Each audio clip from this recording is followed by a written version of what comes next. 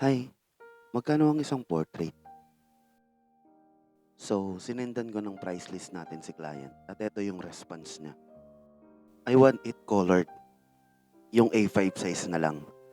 Sige, samahan mo na lang ng iPortrait keychain. Then, lagyan mo na rin ng frame yung portrait ng mga kids ko. So, ito yung reference na binigay ni ma'am. So, tara, samahan niyo akong gumuhit. Hi guys, I'm your Kuya Snap at isa akong artist. Hindi ako tamad, pero hindi rin ako masipag.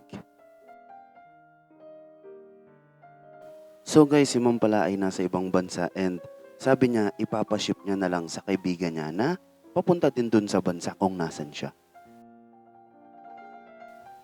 Ang medium pala natin dito guys ay colored pencil at A5 size ang portrait and sinamahan ni ma'am ng isang iPortrait keychain, no? Actually, nakakasad yung story ng iPortrait na pinagawa ni ma'am. Hindi ko lang siya pwedeng ikwento. Siyempre, para sa privacy na rin ng ating client. Pero itong portrait ng mga anak ni ma'am ay pinagawa niya dahil para daw makasama niya palagi kahit man lang daw sa isang portrait. Sobrang miss na miss niya na daw kasi ang mga babies niya. Naikwento kasi ni ma'am na matagal na siyang OFW. So na-realize ko lang no, sobrang hirap pala talagang malayo sa mga taong mahal mo. Lalo sa mga anak mo, na hindi mo sila makasamang matulog sa gabi or kahit mayakap man lang personally.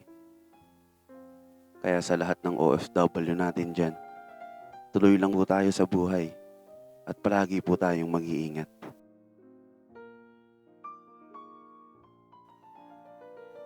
So ayun guys, malapit na pala tayong matapos at ito na ang final result.